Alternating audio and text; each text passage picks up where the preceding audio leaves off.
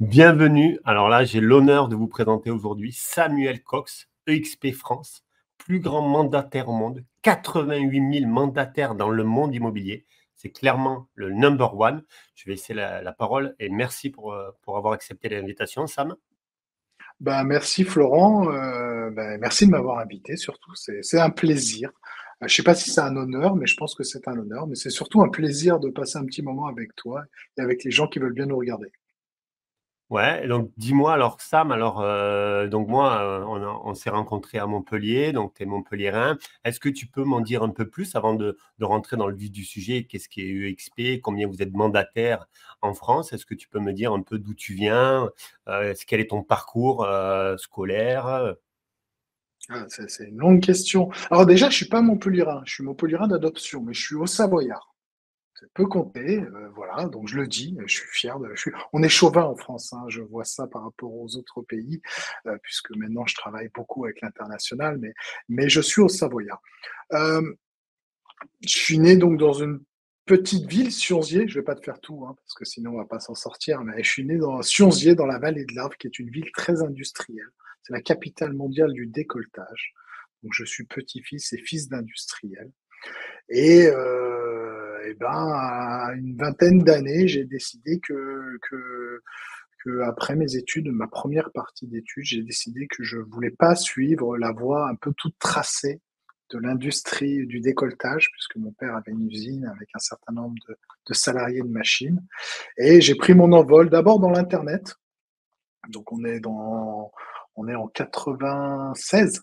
Donc c'est le tout début. Donc je vends des sites Internet, je vends du réseau, je vends pas mal de choses autour de ça. Donc j'ai toujours été un peu geek, hein. J'avais un MO5 à l'âge de 10 ans pour les vieux comme nous qui se rappellent.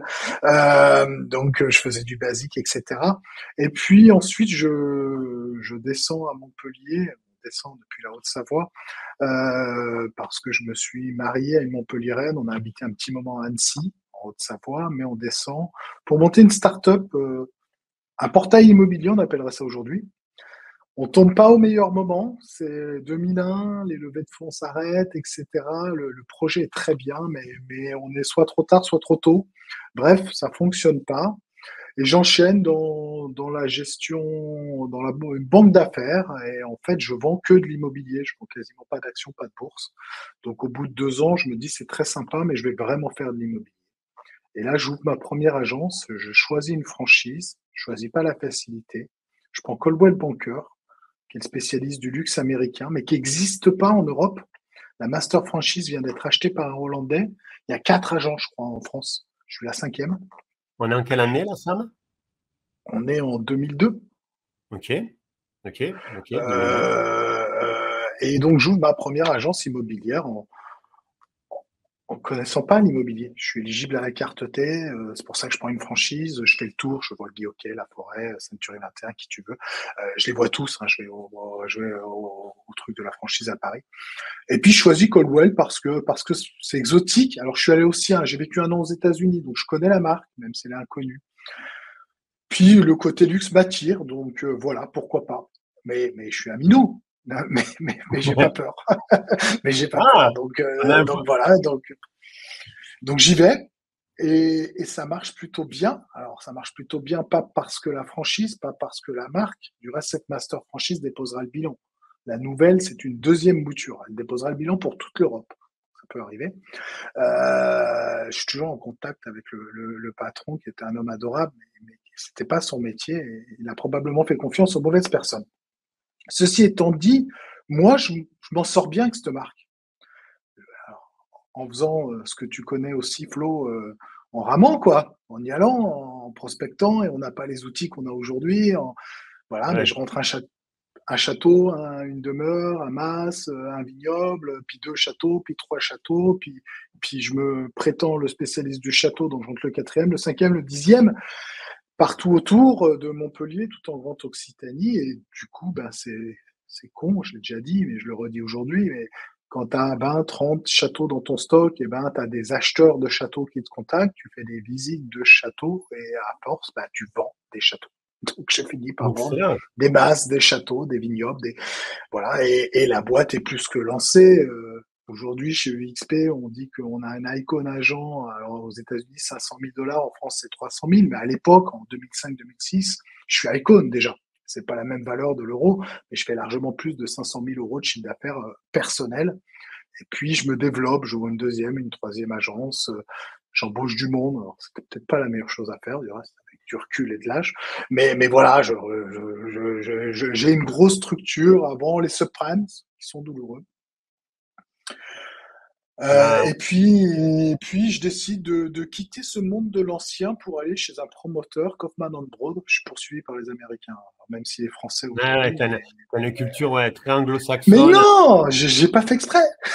Un haut savoyard, quoi. Un haut savoyard, quoi. Ah ouais, ok. J'ai tout renié. Mon père me parle encore, je rassure tout le monde. Donc, Non, mais tout va bien. bien. Ah, petite parenthèse, on a commencé, alors j'ai fait mon premier investissement moi, en 1996, mais j'ai commencé l'immobilier en 2002, comme toi, donc tu vois, des C'est bon. trajectoires différentes, mais c'était en 2002. Moi, j'étais à Narbonne, toi à Montpellier.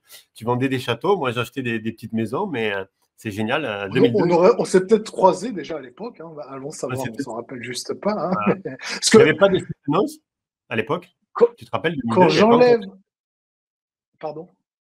Je dis, en 2002, il n'y avait pas encore de site d'annonce immobilière. Non, C'était rien. C'était le Le Bon début. Coin Ouais. est On faisait du un peu plus papier. tard, Mais moi, papier. je faisais Propriété de France. J'avais des budgets de fou. J'avais 4 pages tous les mois dans Propriété de France, dans Demeure et Château, qui je crois a disparu. Logik Imo, je t'en parle même pas. On mettait ça devant l'agence. Tu sais, on avait les petits. Enfin, ça existe Hein. encore, mais beaucoup moins, quoi. Mais oui, c'était ça.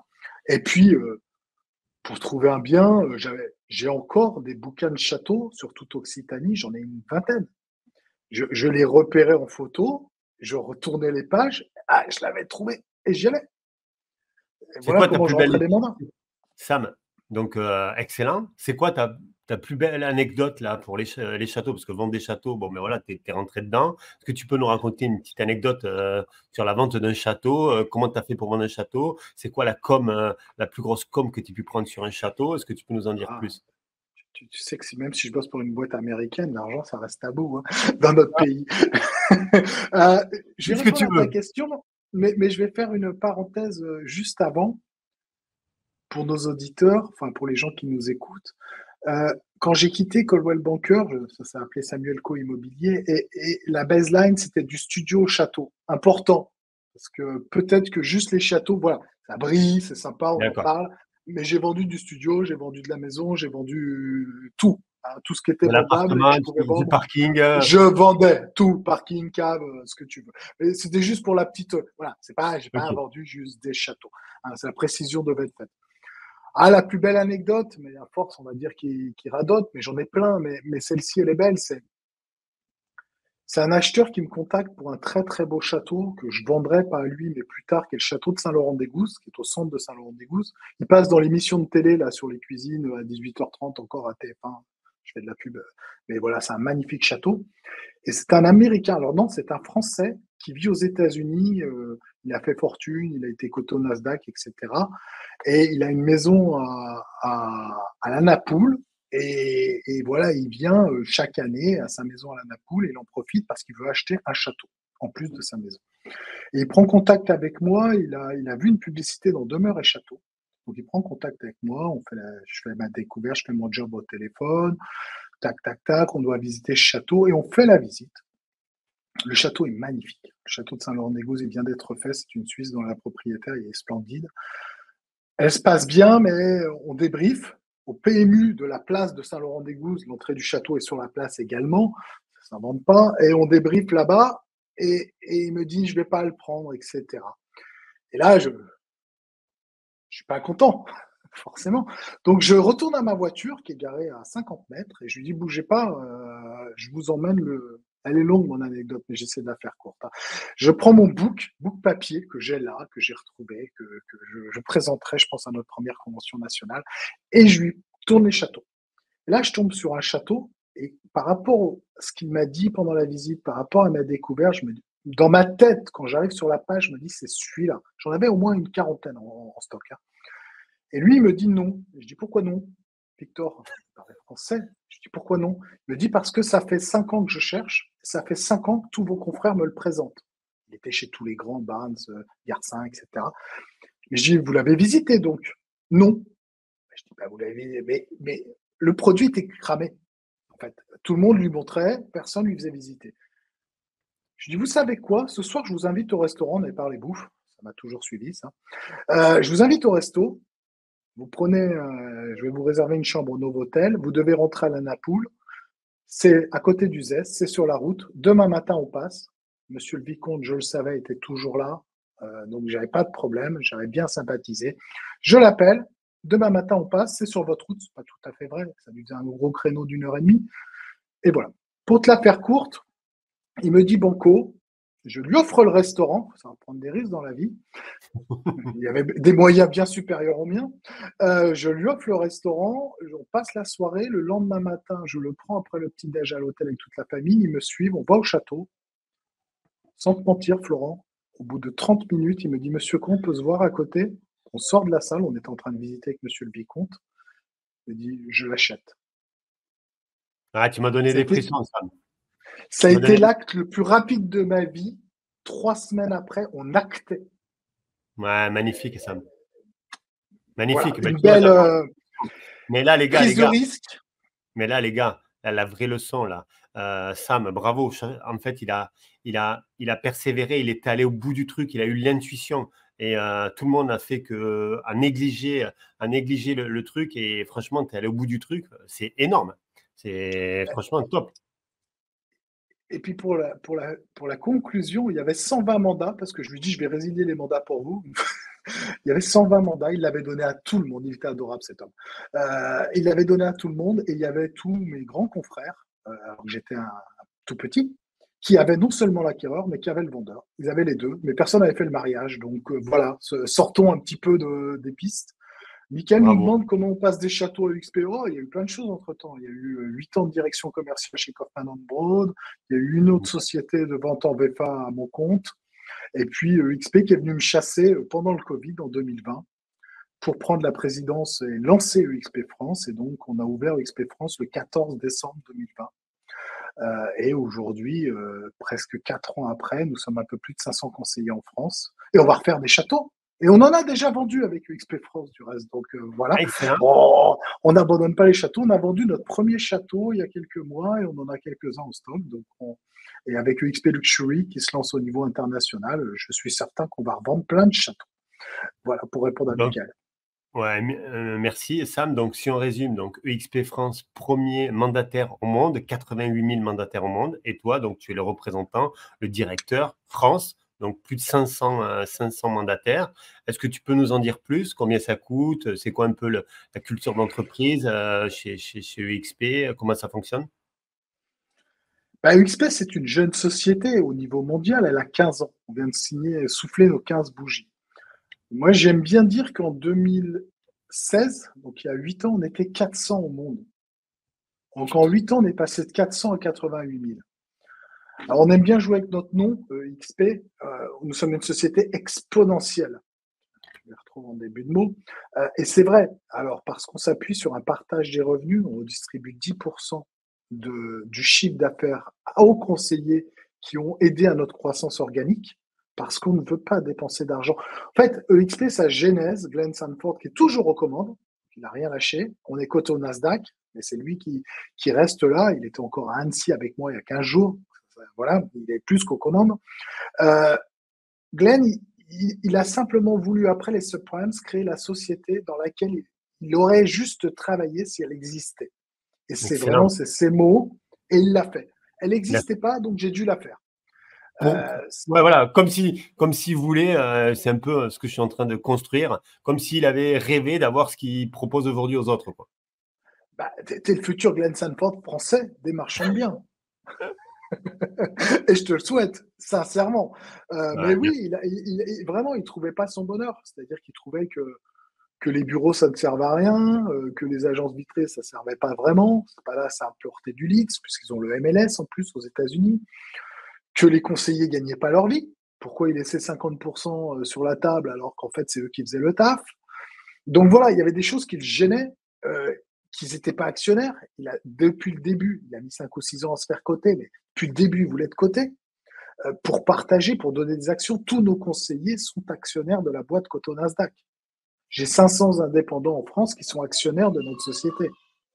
Excellent. Ouais, top. Et ils voulaient mieux redistribuer. Donc nous, aujourd'hui, on donne dans le modèle pour 50 euros hors taxe par mois de contribution avec tous les outils. Hein. Le CRM métier, les publications sur tous les portails en illimité, l'outil de prospection, l'outil d'estimation, etc. On donne 75% de la com dès le premier euro. Quand tu atteins dans ton année anniversaire 80 000 euros de chiffre d'affaires, tu as 100%.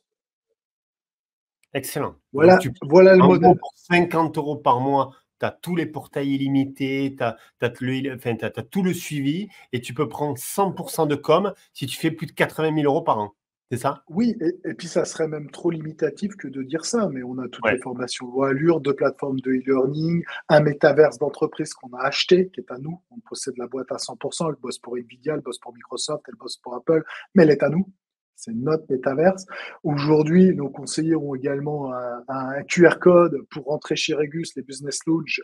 Les 4000 mondiaux, les 80 français leur sont ouverts. À Paris, ça vaut 250 balles par mois, mais ça, c'est inclus chez nous. Voilà, donc du métaverse, du Web 3.0, mais également du concret, des actions, de la REM, du CAP. Un Icon agent, on lui verse 20 000 euros d'actions. Quand tu atteins 300 000 euros en France, je parle aux top producteurs, s'il y en a qui nous écoutent, appelez-moi. On vous donne 20 000 euros d'actions dès que vous atteignez ce cap. Donc voilà, on a des choses assez inédites. Aujourd'hui, on a un petit truc qui tourne sur les réseaux au niveau mondial, mais on copie personne, on est leader. Donc c'est un énorme avantage également, c'est de pouvoir avoir cette marge d'avance. Et puis pour tous ceux qui aiment la bourse et qui aiment regarder les comptes, allez regarder les nôtres. Aujourd'hui, on a une faible marge, mais une marge, on a du cash et on a $0 d'endettement. Et on est la seule entreprise dans l'industrie immobilière sans endettement à l'heure actuelle, ce qui n'est pas négligeable. Énorme. Donc là, clairement, si on veut rejoindre Sam, là, il ne faut pas hésiter. On peut aller chercher 100% sur la marge, super modèle EXP. Merci Hans. On fait comment là? On va sur le site EXP, on t'envoie un message sur LinkedIn. LinkedIn, c'est ma plateforme, donc c'est la tienne aussi. On s'est croisé quelques fois là-dessus, mais on s'est croisé en vrai, on rassure tout le monde. Hein, encore à Paris, il n'y a pas très longtemps, on s'apprécie. Oui, LinkedIn, un message privé, mon mail est disponible partout, on me contacte, on fait un premier call rapide, une petite visio. Je suis là pour renseigner, je suis pas là, on n'est pas sous pression. Encore une fois, on a cet avantage, on n'a rien à prouver, pas grand-chose en tout cas, puisqu'on est en tête. Donc on continue notre développement sereinement. On veut des producteurs, on veut aider les gens à produire, on veut des conseillers immobiliers heureux. Et comme tu le vois probablement dans WIM, je vais te poser la question du reste, mais on est vachement mieux quand ils sont heureux. Nous c'est plus simple notre quotidien. Donc moi, je veux pas des gens qui galèrent, je veux pas des gens qui se soient trompés. Du reste, depuis 2024, on fait vraiment un vrai entretien à l'intégration, ce qu'on n'a pas fait au début. Mais aujourd'hui, on est assez sélectif. On veut vraiment des gens qui s'éclatent avec nous, quoi. Merci, Ouais. Mickaël. En tout cas, tu as des beaux retours là. Hein. En tout cas, pour avoir côtoyé, avoir déjeuné plusieurs reprises avec Sam, c'est un super mec et voilà, on le sent dans la voix. C'est quoi tes ambitions? C'est quoi l'objectif pour toi en directeur France là sur les prochains mois, les 3 prochaines années? C'est quoi les chiffres là que Non. tu ambitionnes? Ah, j'avais un problème de réseau. Écoute, moi, raisonnablement, de continuer notre croissance solide sur nos fondations, de continuer à prendre du plaisir et à donner du plaisir. Vraiment, ça peut paraître super démago, mais en fait, je viens de fêter mes 50 ans, il y a un moment pour tout. Donc le but, c'est d'écraser personne, c'est vraiment de continuer à construire. J'ai eu la chance d'être à la base de ce projet qui est magnifique, presque inespéré. On a peut-être ça en commun. Où j'ai eu un certain syndrome de l'imposteur, mais ça va, je suis passé outre. Euh, et de continuer à construire cette boîte et qu'elle soit profitable pour tous les gens qui veulent nous faire confiance. Et on ne peut pas plaire à tout le monde, ce n'est pas le but non plus. Pour répondre aux ambitions, je vais transmettre celles de Glenn qui ne sont pas les miennes. Moi, je pense que quand on sera 3 4 000, c'est bien.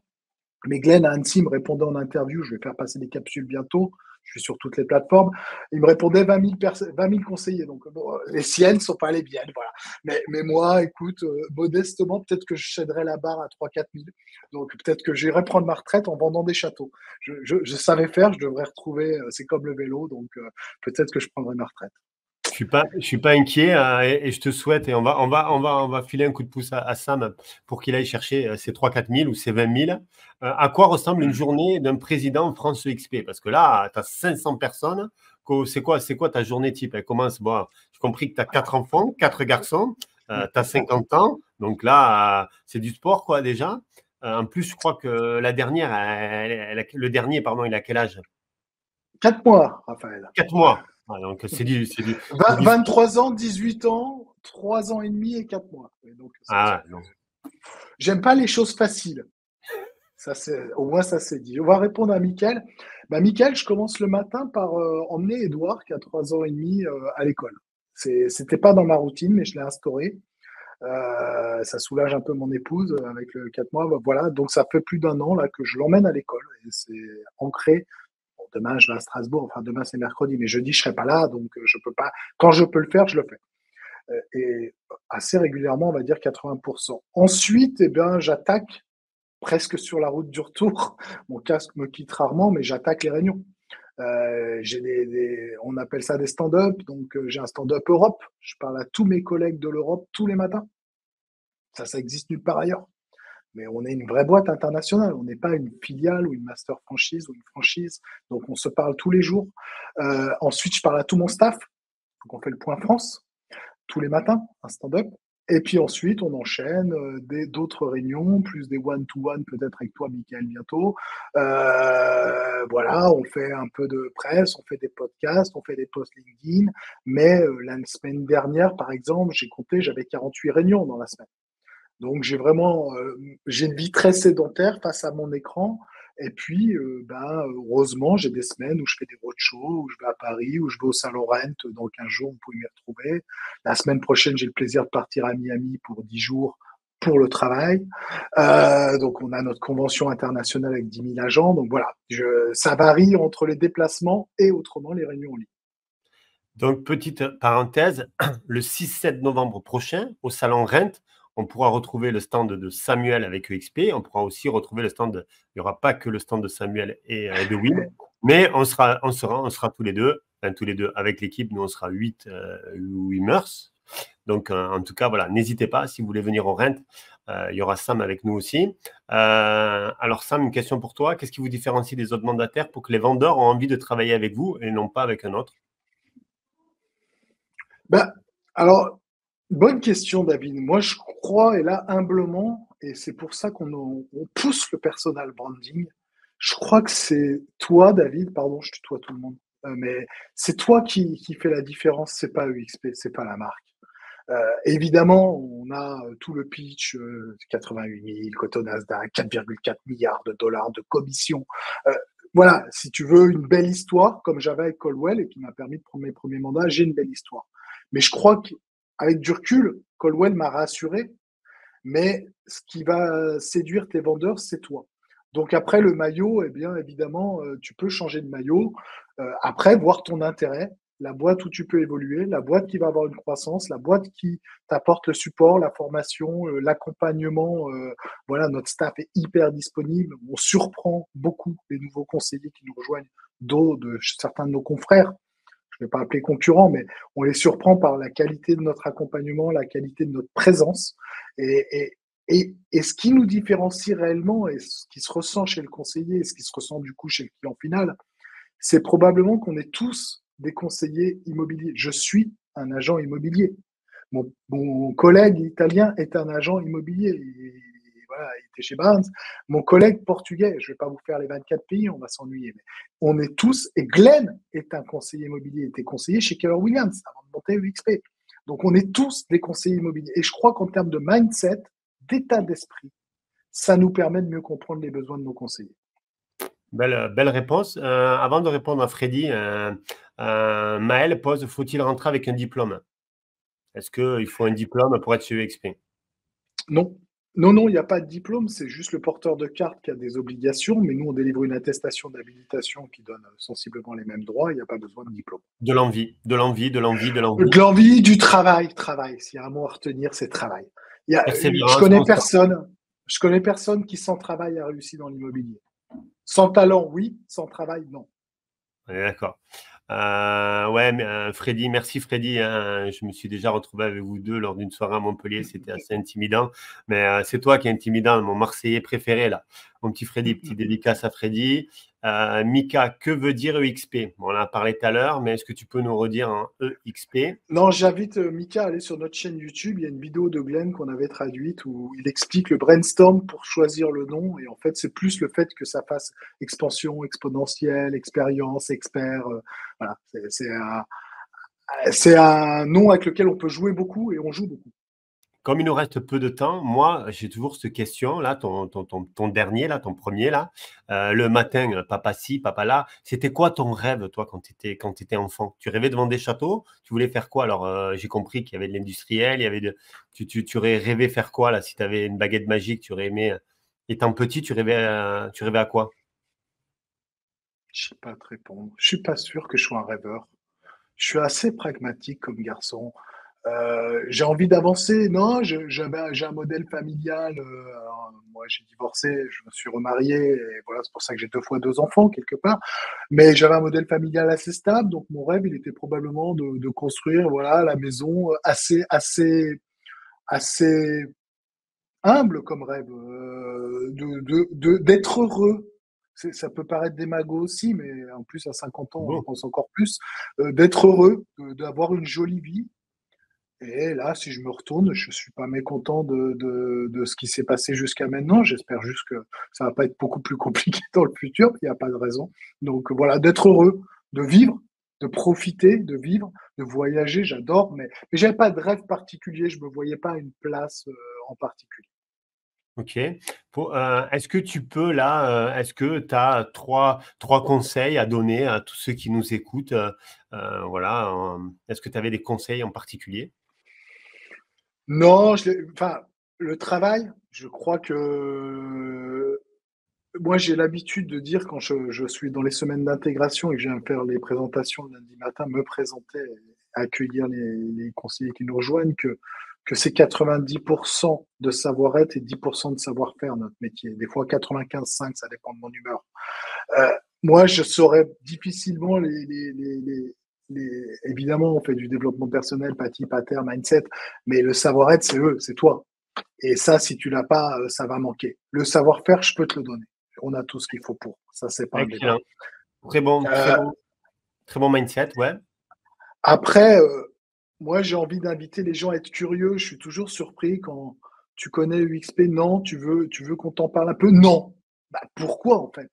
Pourquoi tu fais ce métier? Sois curieux, benchmark. Et du reste, tous les top producteurs ou ceux qui marchent bien dans les réseaux confrères nous consultent, me parlent. Ça veut pas dire qu'ils signent. On peut se parler. Je parle aussi à mes confrères, les patrons de réseau. On se parle entre nous. On a des comités. Donc, voilà, soyez curieux. Vous ne pouvez pas être enfermé. Vous n'êtes pas rentré dans une secte. Vous êtes rentré dans une société. Donc, soyez curieux. Informez-vous. Prenez pas les rumeurs. Faites-vous pas expliquer ça par votre copain. Venez jusqu'à un conseiller UXP. Venez jusqu'à moi. Et c'est une obligation. C'est une faute de ne pas le faire, de ne pas être curieux, de ne pas connaître. Donc voilà, soyez curieux. Je crois que dans notre métier, c'est indispensable. Et le dernier, donc savoir-être, excellent. Curiosité, ça je le prône tout le temps. Il faut être curieux pour. Ça, je suis en phase avec toi, 100%. Si tu avais un dernier conseil à nous donner avant de nous laisser Alors, là. écoute, le travail, je l'ai fait. Prenez au moins, ça on me l'avait donné, et j'essaie de l'appliquer, un risque par jour. Le soir, quand vous vous posez, vous vous demandez quel risque vous avez pris aujourd'hui. Un risque par jour. Magnifique. Bah, écoutez, super. Allez, on va finir avec quel est le plus grand défi du moment pour XP? Être en podcast en live avec Florent, mais ça c'est pour Ah, moi. excellent. Merci Sam, franchement, t'es au top. Franchement, j'ai passé un super moment. On a beaucoup de points communs. La curiosité, pour moi, c'est capital. Le travail, c'est fondamental. Le savoir-être, forcément, avec beaucoup de savoir-être, tu vas pouvoir arriver à faire des choses, mais l'inverse, c'est plus compliqué. Donc, en tout cas, super moment passé avec Sam. On lui souhaite On lui souhaite plein de belles choses et je vous dis à très vite. Merci Florent, à très vite.